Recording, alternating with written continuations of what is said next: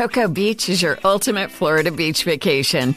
Pack your bags and open your mind. Adventure is calling from Orlando's closest beach. Cocoa Beach is Florida's secret gem that's got it all. It's the budget-friendly, retro-cool destination that families and surfers adore. Come soak up the sun and ride the East Coast's most famous waves. Start planning your one-of-a-kind getaway now at visitspacecoast.com. That's visitspacecoast.com.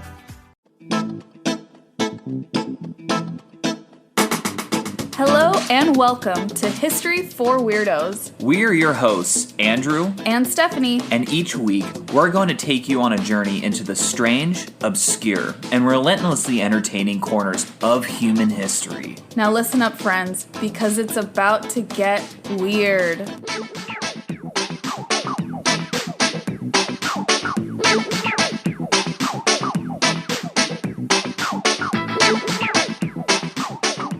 Weirdos! Welcome to episode number 71 of the History for Weirdos podcast. And Happy New Year, weirdos! Happy New Year, guys. First episode of the new year. And did you know we actually just celebrated our 3-year anniversary of our very first episode? I didn't know that. Yeah, it was just a few days ago, actually. You just sprung this on me? Yes, I wanted to surprise you. It's been 3 years? It's been 3 years, yes. And for you listeners, so you guys know, we had the first 20 episodes, about like 6 months roughly. Yes. Where we were very consistent, and then we took over a year hiatus. That was because of the pandemic. Because of the pandemic, yeah. And we moved, and just a lot of stuff happened in our lives. I graduated grad school. Exactly. It was a weird time. It was a really weird time. But what was great was like the OG weirdos were emailing us like, hey, when are you guys coming back? Mm-hmm. And that was the impetus for us to restart, essentially from zero in a way. And we started back, was it September of 2021? That's amazing. I can't believe it's already been 3 years. The first episode we recorded was in my mom and dad's bedroom. Yes. We were watching my siblings. My siblings are a lot younger than I am. And we were hanging out, like babysitting basically. And we wanted to get the episode in because you were traveling for work. Right. And so we were like huddled in my parents' bedroom. Yeah. And now here we are huddled on our couch. Exactly. Oh, how far we've come. How far we've come indeed. Yeah, it's been a great time. And before we get in the episode, just one quick announcement. We were recently featured in Shoutout LA. So if you guys haven't read that article, you can find the link in our bio on Instagram. I'm biased. I recommend reading it. Yes. Because we talk a little bit more about kind of the origin of the podcast. We talk a lot about this wonderful weirdo community. And then we also give some recommendations for spots to check out in LA. Exactly. Yeah, so check that out. Also, it'll be in our show notes for this episode as well. Okay, without further ado, Stephanie, what is your tale for us this week? This week, our first episode of 2023, and I'm suddenly feeling the pressure. Yeah. I hope it's a good one. It's going to be a great one. Thank you, babe. Yeah. We will be discussing the mysterious death of Jane Stanford. As in Stanford University? Yep, as in Stanford University. So I will definitely get into that. Okay, very cool. Okay. Well, not very cool, but very interesting, I should say. It's very interesting. Yeah, guys, I do not think murder is cool, just to be very clear on that. I didn't say anything about murder. Because I know a little bit about this. That's okay. Spoilers. Okay, well, let me start at the very beginning. When she was born. That's the beginning. So Jane Elizabeth Lathrop, I think is how you pronounce her maiden name, was an American philanthropist, social entrepreneur, and, as Andrew stated, the co-founder of the prestigious Stanford University in Northern California. She was originally born in Albany, New York. Fun fact, that's where my Uncle John and my Aunt Karen live. Oh, and they're probably listening to this episode. Yeah, so hello. Shout out to you guys. Uncle John and Aunt Karen, you're the best. And she was born on August 25th, 1828. Oh, that's my mom's birthday. Not the year. Yeah, the year. Oh, your mom would be so mad if you had said the year. I know, she's probably listening to this as well, so shout out to you too, Mom. Hello, Christy. No, so that actually makes her a Virgo, which totally tracks for the founder of a prestigious university. I just wanted to throw that in there. Of course, you had to. For all the weirdos that are into astrology, they know what I'm talking about. So, as I mentioned, she founded Stanford with her husband, Leland Stanford. Yes. Jane and Leland were married on September 30th, 1850. Leland had migrated to California during the gold rush. Oh, wow. Do you know, like, why? Was it to be, like, a miner or to sell stuff? To become a successful merchant, yeah. That was his goal. My man. And wholesaler. Afterward, he was known as an industrialist. Mm-hmm. They don't have that job title anymore, but I think it sounds really cool. And politician, who even served as the 8th governor of California. Wait, Stanford did? Yeah, Oh, Leland wow. Stanford from 1862 to 1863. Oh, wow. During the Civil War. Mm-hmm. Interesting. According to really in-depth research into the Stanfords that I will get into more later as to who did this research, Leland Stanford and his partners had mastered the art of fraud and bribery. Interesting. According to historian Richard White, the fraud, quote, was rampant. To sell bonds, they are saying things that are not true. They are planting false stories in papers to manipulate the stock market and giving gifts to public officials to vote on bills favorable to them. And that is how Leland Stanford built his empire. Oh my God. That's kind of like how the Kennedys built their empires through illegal bootlegging during the 1920s. That's right. That's a really good reference. Yeah. And this was very typical, I think, of Gilded Age fortunes. Yeah. So there's that going on. It kind of doesn't surprise me, actually, now that I think about it. I It does, know. but it doesn't. I agree. I had the same it does but it doesn't thought. And fun fact, Leland's brother, Thomas, was a well-known spiritualist. Oh, and we've spoken about spiritualists. Yes, I mentioned the spiritualist movement in a previous episode, and Jane Stanford was a devoted spiritualist. And this was actually not common in San Francisco's high society at the time. Interesting. It was very popular, as we saw in England. Mm-hmm. But the people in San Francisco thought that she was really kooky, and they questioned her mental state, which I just think is so funny because today we all think of San Francisco as the kookiest, weirdest place. Exactly. That's really interesting, thinking of like San Francisco as being like some conservative haven. Yes. It's like the opposite today. Absolutely. So let me get into a little bit about the university because that does ultimately play into the larger story here. Okay. So they founded this university, unfortunately, to honor their deceased only child. No, I didn't know that. Yeah, Leland Stanford Jr. Oh, that's terrible. Sadly, Leland Stanford Jr. died at the young age of 15 years old of typhoid fever in 1884. Leland and Jane were obviously devastated.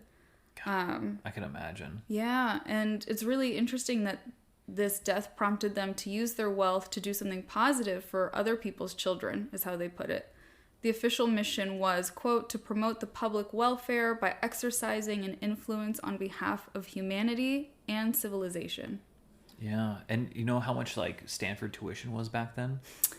How much? It was about like 50 cents. Yeah, and how much do you think today? Like 50,000? Exactly. Yes. I'm totally making up the 50 cents, but the 50,000 probably is fairly accurate. I know.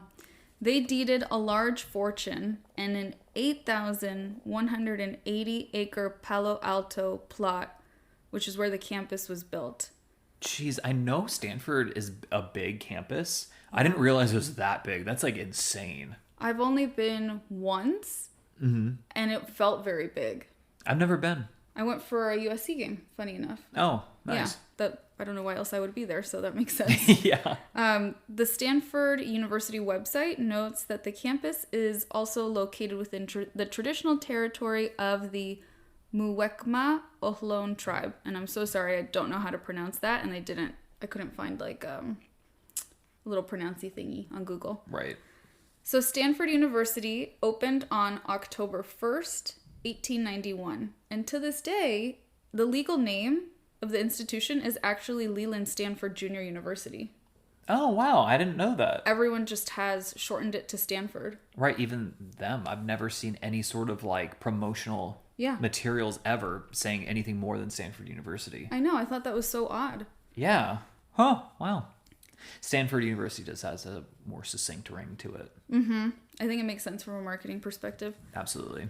So it was Jane Stanford's direction that led the university to prioritize the arts. At the time, that was what they were really known for. Mm-hmm. And she really advocated for the admission of women students. And it's actually been a co-ed university since it first opened.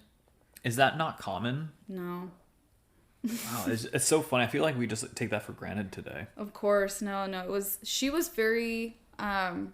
she didn't come from a lot of money, but she was pretty well educated for a woman of her time. Mm-hmm. Other universities were not admitting women at all. Wow. I mean, even when my grandmother in the 50s got into Columbia, they had only like a handful of slots for women in that department, in the math department. Wow. So they were really, really like coveted and I guess really... what's the word I'm looking for? It was hard to get in, basically. There was a ton of barriers for women to get in any sort of higher educational institution. Competitive, duh. That's what I was thinking. I was like, I'm gonna hit myself over that. Well, moving forward, Leland and Jane remained together until his death. He suffered from locomotor ataxia, and this is actually a progressive disease that attacks the central nervous system. Mm-hmm. And it ultimately resulted in heart failure. And he passed away in his home in Palo Alto on June 21st, 1893. He is actually buried on the campus. Really? In a family mausoleum. Oh, wow. That's kind of spooky. That's a little spooky. Yeah. Do you know how old he was? Let's see, 1893, I don't know numbers. No, I have no idea how old he was. Good one.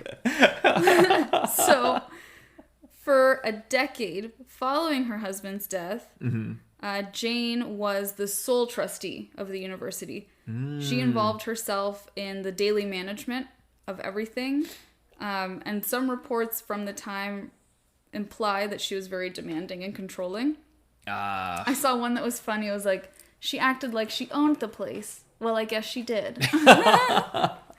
So whether she was controlling or not, it's pretty easy to imagine that a woman in her position was causing some friction and even potentially developing enemies. Ooh. And it wasn't until 1903 that Mrs. Stanford, and then I'll refer to her probably moving forward as, when I say Stanford, I'm referring to Jane Stanford. Okay. She was finally persuaded, they said, to turn over the reins to a board of trustees. And when she did, she was like, okay, but I will be the president of this board. So who persuaded her? How do you know any details behind Faculty. that? Oh, okay. Yeah. They were like, they're just like, hey, you're just too crazy for us. You're a little intense. Do you mind if we do it this way from now on? And she's like, okay, only if I'm president, though. So she's like, yeah, the board's in charge. I'm president of the board. Exactly. So, spoiler alert, Jane dies. I mean, I kind of spoiled that in the beginning.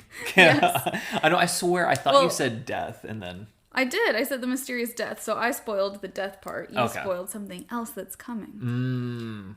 Her death isn't the mystery or the weird part of this story.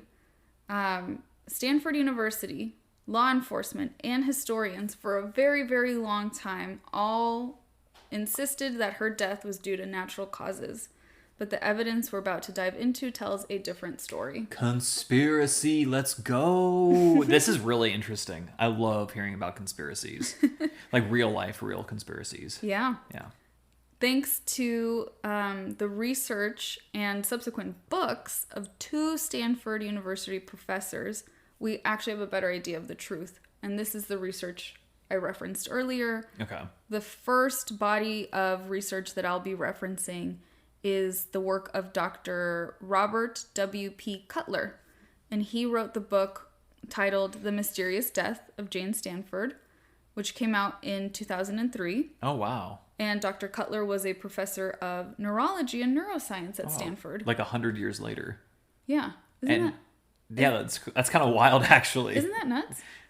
Okay. That's really weird. Yes. The second historian and Stanford professor is Richard White, who wrote the book titled Who Killed Jane Stanford? A Gilded Age Tale of Murder, Deceit, Spirits, and the Birth of a University. Yes, I've heard about this book. I showed it to you in a bookstore. That's why. Oh my God. That's what it's like to have a husband. I know. Like, hey, I know this book. And you're like, yes. I showed it to you. I think I actually posted a picture of it even on our stories on Instagram. Oh, I was really? Like, this looks so good. Oh, very cool. This book was named one of the best nonfiction books of 2022 by the LA Times. Oh, wow.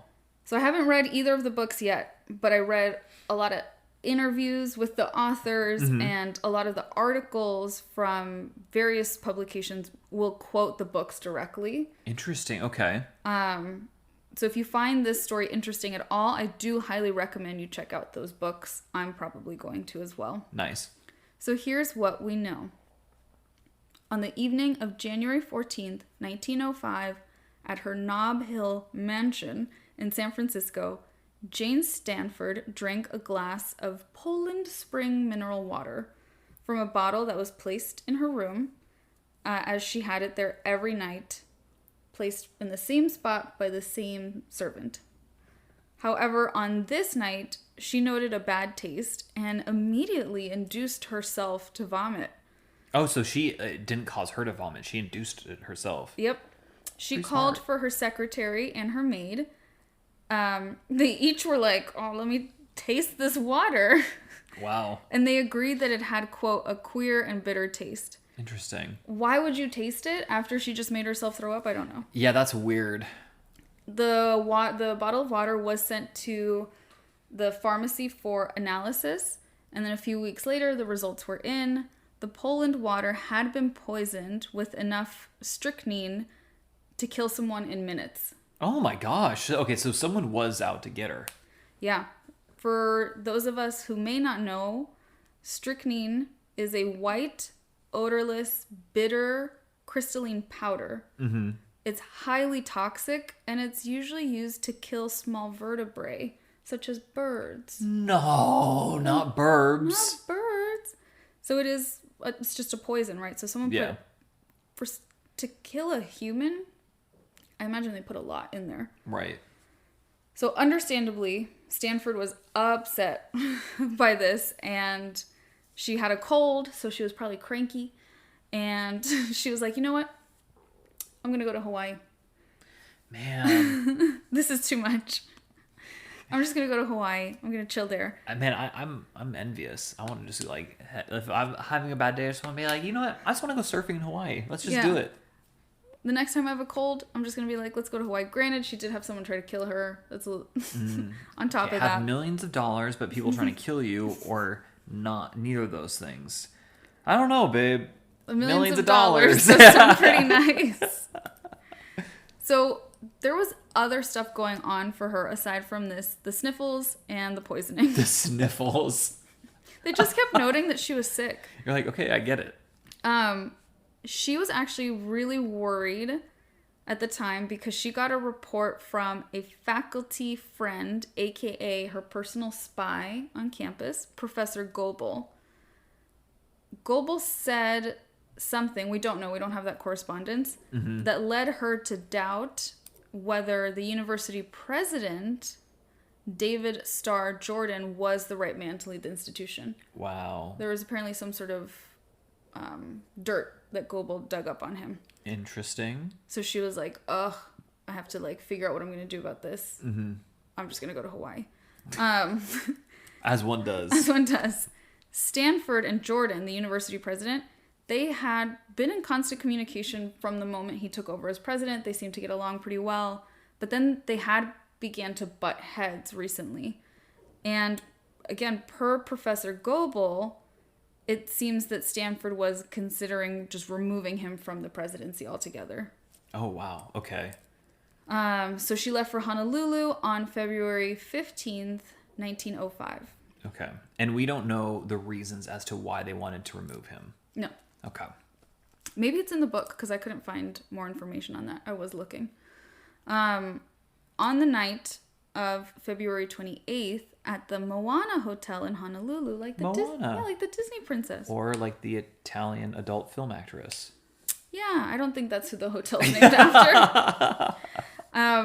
Mrs. Stanford asked her personal secretary, Bertha Burner. What a name. Bertha Burner. Yeah, she has to be a scientist. A moment of silence for Bertha Burner. That's not a like a Bunsen burner. Like a Bunsen burner. That's why, like, she needs to be a scientist. This person, I don't know anything about her. Okay. But she's a secretary, I guess. She should have been a scientist. Yeah. I'm really, really disappointed in her. Well, she'll come up again later. Okay, great. So she asked Bertha for bicarbonate of soda to ease her stomach. Oh, so something super alkaline. Yeah. At 11:15 p.m., Stanford wakes up and she's screaming and crying. I'm so sick. Run for the doctor. I have no control of my body. I think I've been poisoned again. So then they did have, of course, as one does, they did travel with a doctor. So they had Dr. I know. They had Dr. Francis Howard Humphreys come and help. Mm-hmm. And when he arrived, he reported Jane was saying to him, my jaws are stiff. This is a horrible death to die. Oh, wow. According to the doctor, her jaw muscles had contracted and then she began experiencing muscle spasms throughout her body before her breathing stopped.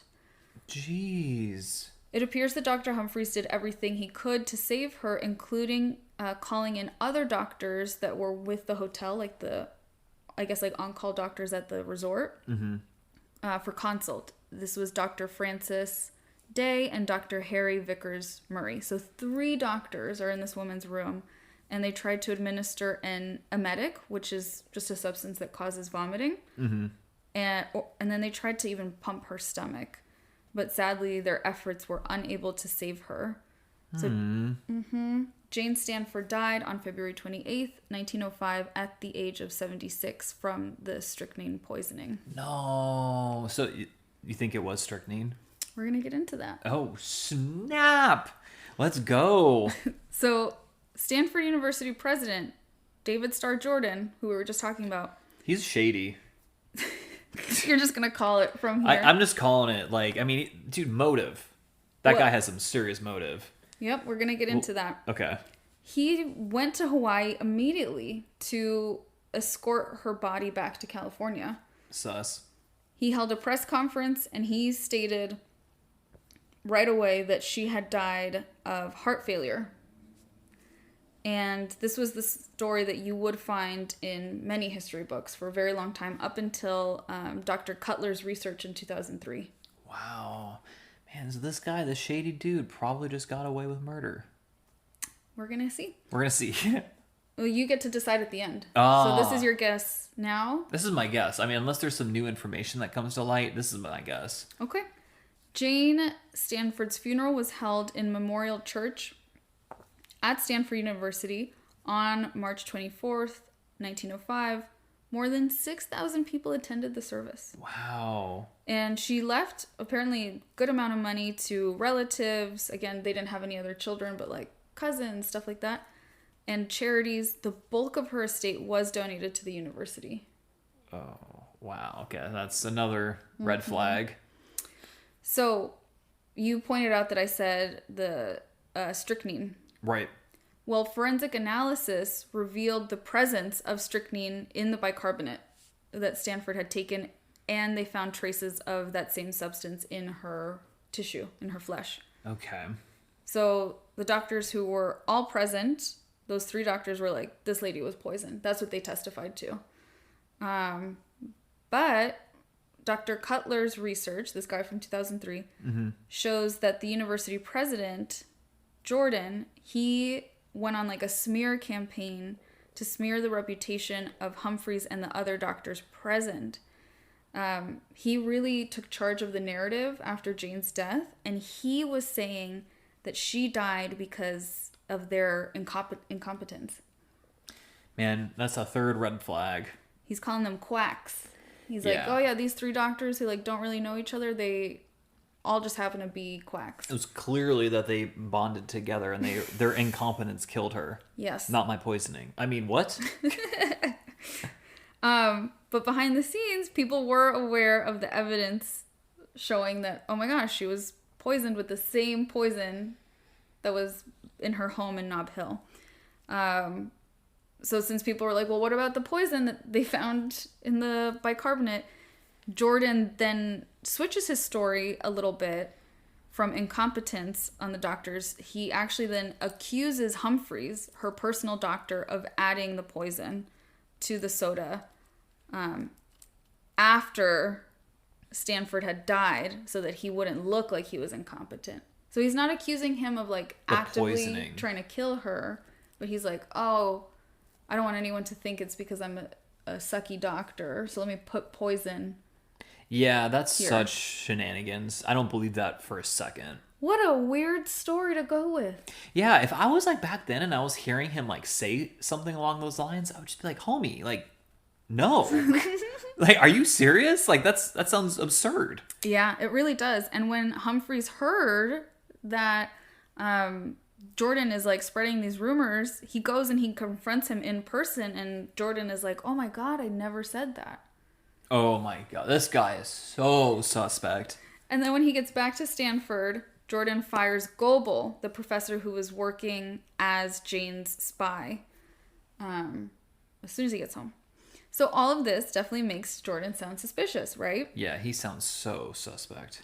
At the very least, his behavior would make me wonder, like, was he doing all of this to try to protect this, like, new university from scandal? Like, this is such a fledgling institution.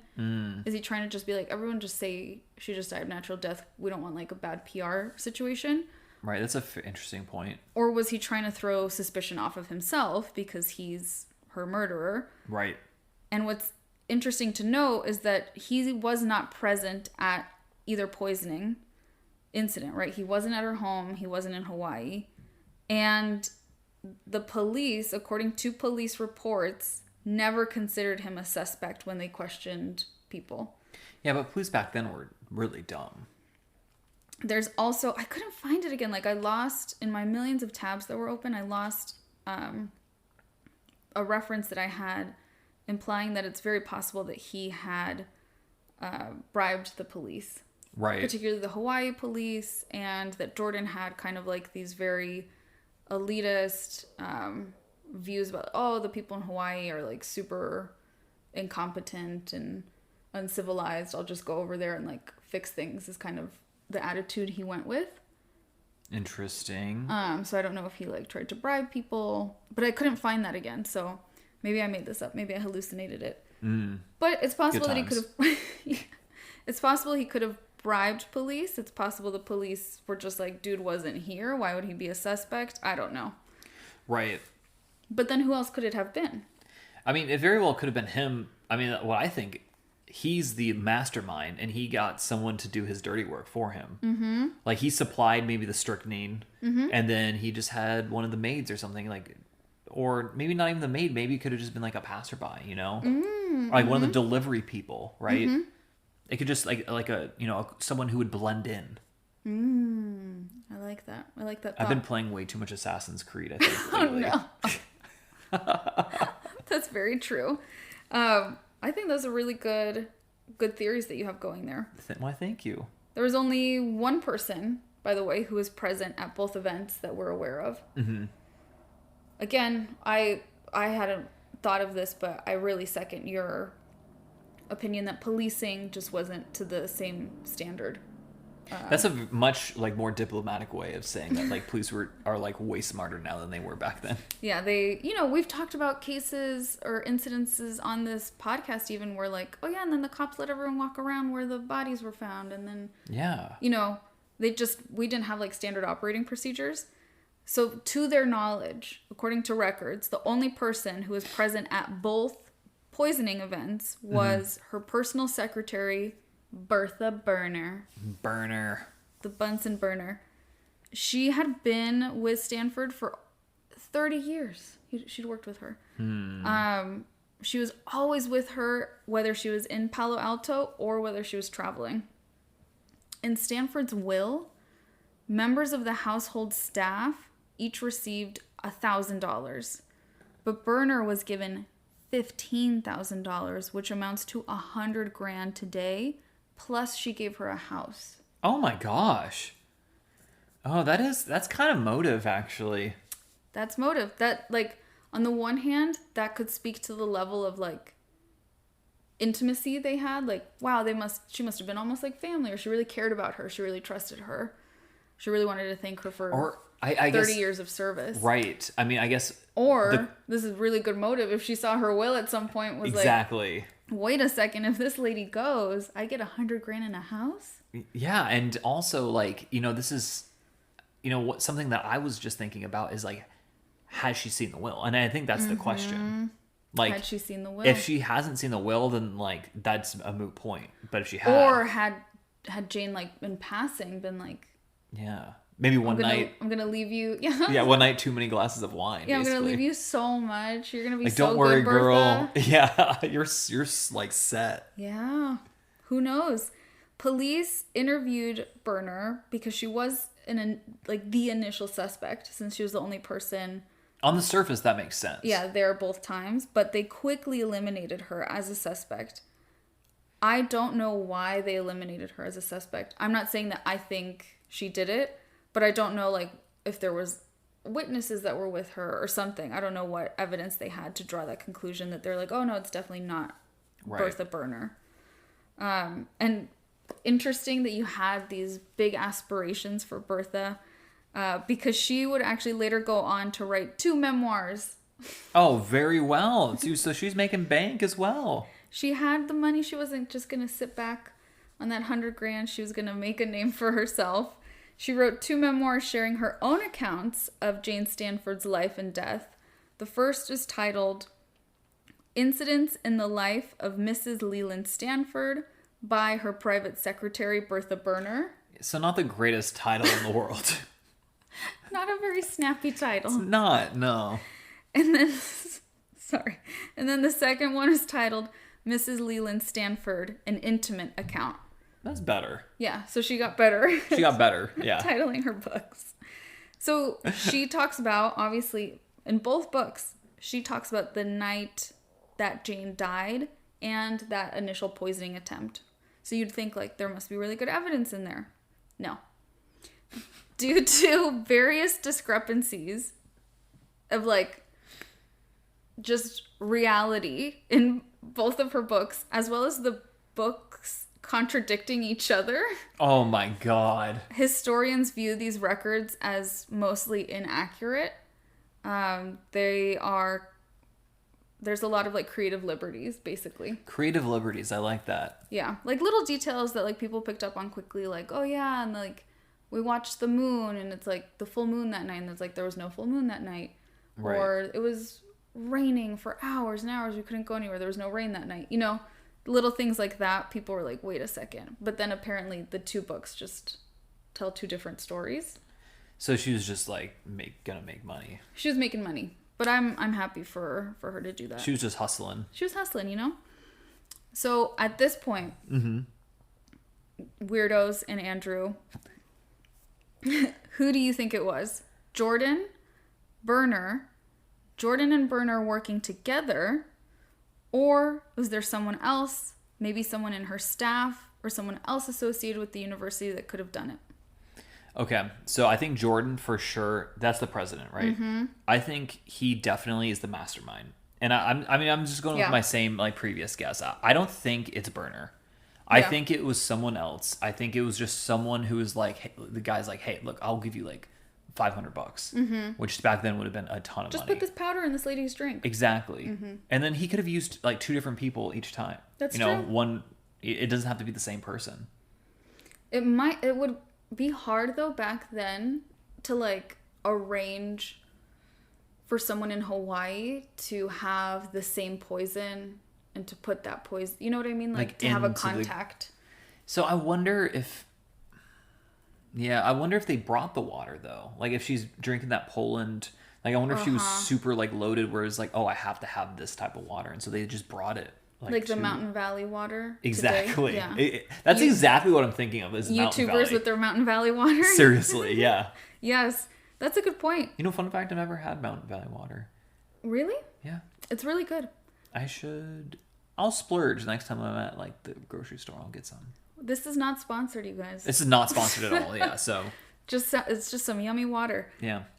That's true. It was the bicarbonate the second time, but maybe he poisoned like all of her drinks or something. He had someone poison all her drinks. That's a really good point. That's a good theory. What do you think? I definitely think he has something to do with it. But I don't know. There's something that just feels off. Like, I think a big piece is missing. I think there's something complicated going on. There might even be competing things that just happen that look like, oh, this is a big plot, and there's just coincidences. I just don't feel like it's as simple as, like, this lady's gonna fire me, well, I'll kill her first. I don't know. I feel like there's something else. That's a good point.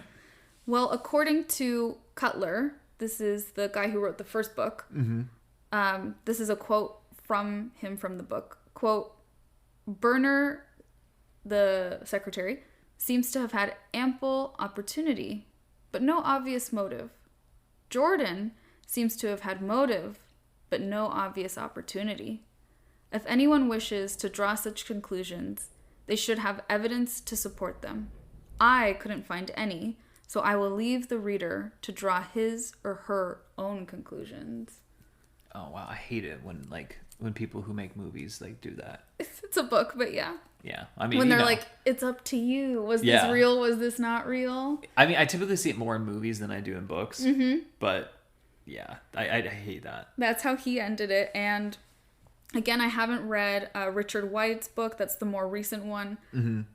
He apparently just tells a great story of the Stanfords, and he draws very vivid pictures of them as people, and maybe not the best people, but very complicated people. Right, just the accurate portrayal. Yes. But apparently, according to reviews, he also doesn't give you, it's definitely this person.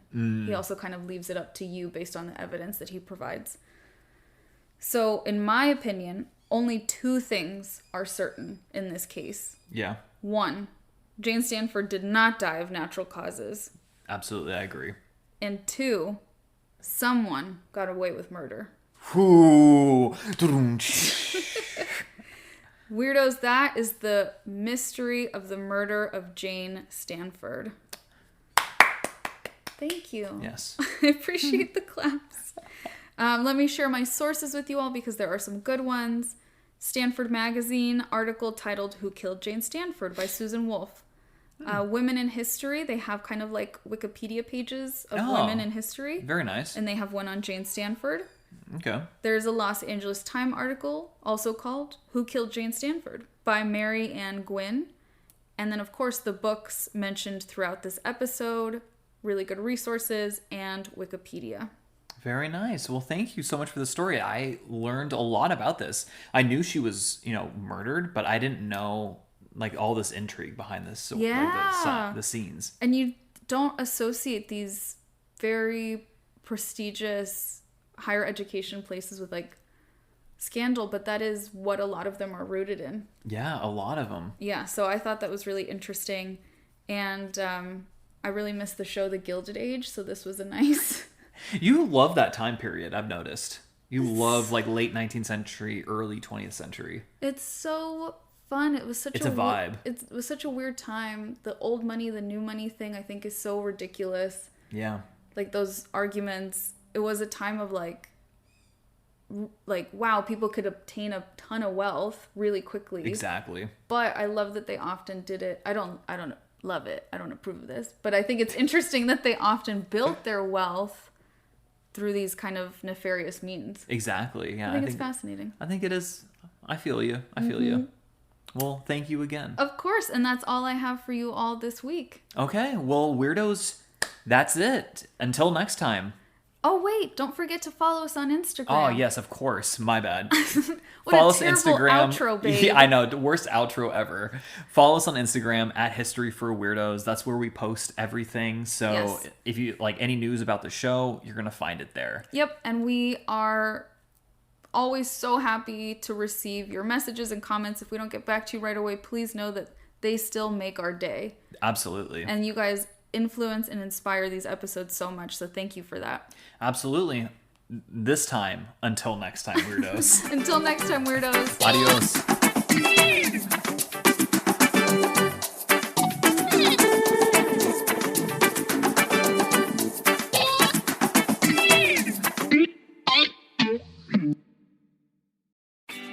Cocoa Beach is your ultimate Florida beach vacation. Pack your bags and open your mind. Adventure is calling from Orlando's closest beach. Cocoa Beach is Florida's secret gem that's got it all. It's the budget-friendly, retro-cool destination that families and surfers adore. Come soak up the sun and ride the East Coast's most famous waves. Start planning your one-of-a-kind getaway now at visitspacecoast.com. That's visitspacecoast.com. We all know a guy who only occasionally shaves for big occasions, and it's because that occasional shave really hurts. It's the time of year for big occasions, and yet there he is, suffering with that cheap drugstore razor. Let's help him out. Henson Shaving's line of razors, built with aerospace precision, deliver a smooth shave your dad, brother, and even son can enjoy, eventually. With replacement blades just 10 cents each, you'll buy it once, and they'll use it for life. How's that for the perfect gift? Celebrate with 100 free blades on your first purchase, and no subscription headaches. HensonShaving.com/holiday.